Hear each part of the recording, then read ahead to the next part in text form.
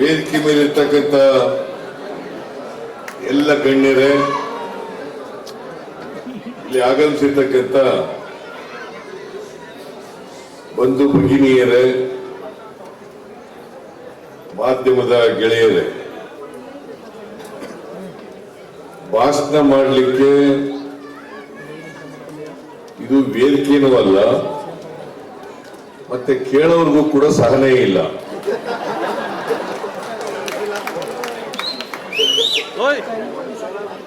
ಹಾಗಾಗಿ ನಾನು ಹೆಚ್ಚು ಮಾತನಾಡಲಿಕ್ಕೆ ಹೋಗಲ್ಲ.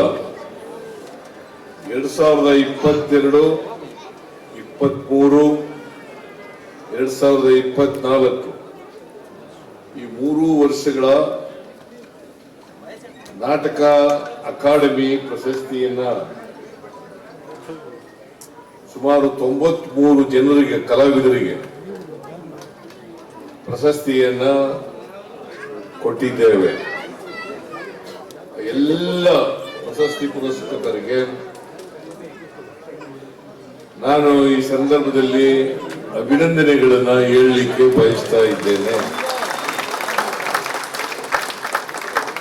ಅವರಿಗೆ ಮತ್ತೆ ಅವರೆಲ್ಲ ಕುಟುಂಬ ವರ್ಗದವರಿಗೆ ಆಯಸ್ಸು, ಆರೋಗ್ಯ ಎಲ್ಲ ಕೊಡ್ಲಿ ಅಂತೇಳಿ ಪ್ರಾರ್ಥನೆಯನ್ನ ಮಾಡ್ತೇನೆ.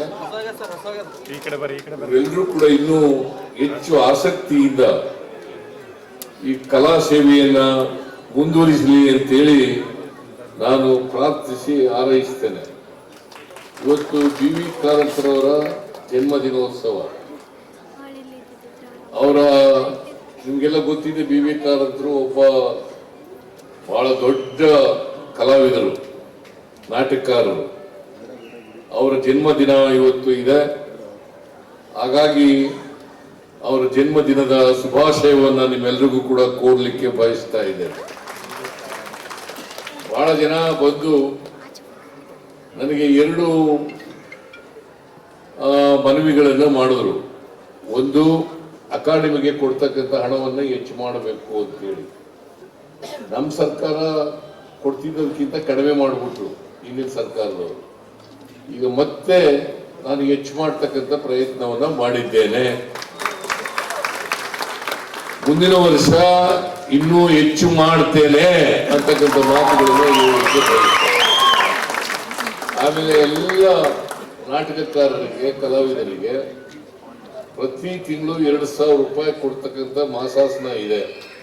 ಸುಮಾರು 12,527 ಜನರಿಗೆ 2,000 ತಿಂಗಳು ಕೊಡ್ತಾ ಇರ್ತಕ್ಕಂಥದನ್ನ 3,000ಕ್ಕೆ ಹೆಚ್ಚು ಮಾಡಲಿಕ್ಕೆ ಬಯಸ್ತಾ ಇದ್ದಾರೆ.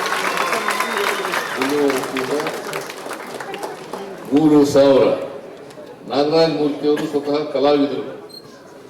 ಅದಕ್ಕೆ ಅವರಿಗೆ ನಾಟಕ ಅಕಾಡೆಮಿ ಅಧ್ಯಕ್ಷರನ್ನಾಗಿ ಮಾಡಿರ್ತಕ್ಕಂಥದ್ದು. ನನಗೆ ವೈಯಕ್ತಿಕವಾಗಿ ಒಳ್ಳೆಯ ಸ್ನೇಹಿತ.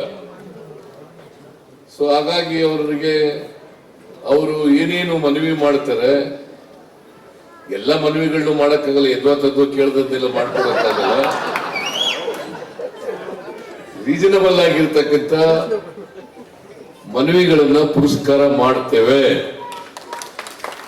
ಮತ್ತೆ ಮುಂದಿನ ವರ್ಷದಿಂದ ಪ್ರತಿ ವರ್ಷವೂ ಕೂಡ ಈ ನಾಟಕ ಅಕಾಡೆಮಿಯ ಪ್ರಶಸ್ತಿಗಳನ್ನ ಕೊಡ್ತಕ್ಕಂಥದನ್ನ ಮಾಡ್ತೇವೆ. ಹಿಂದಿನ ಸರ್ಕಾರದ ರೀತಿಯಲ್ಲಿ 2 ವರ್ಷ, 3 ವರ್ಷ, 4 ವರ್ಷ ಈ ತರ ನಿಲ್ಲಿಸ್ತಕ್ಕಂಥ ಕೆಲಸವನ್ನ ಮಾಡಲ್ಲ. ಪ್ರತಿ ವರ್ಷನೂ ಮಾಡ್ತೇವೆ. ಕಲಾವಿದರು ಬೆಳೀಬೇಕು, ಕಲೆಯನ್ನ ಉಳಿಸಬೇಕು, ಬೆಳೆಸಬೇಕು ಅಂತೇಳಿ ಕಲಾವಿದರಲ್ಲಿ ಮನವಿಯನ್ನ ಮಾಡಿ ಅವರು ಇನ್ನಷ್ಟು ಹೆಚ್ಚು ಉತ್ಸಾಹದಿಂದ ಕೆಲಸ ಮಾಡಲಿ ಅಂತೇಳಿ ಹಾರೈಸಿ ನಿಮ್ಮೆಲ್ಲರಿಗೂ ನಮಸ್ಕಾರ ಮಾಡಿದ ಮಾತನ್ನು ಮುಗಿಸ್ತೇನೆ. ಜೈ ಹಿಂದ್, ಜೈ ಕರ್ನಾಟಕ.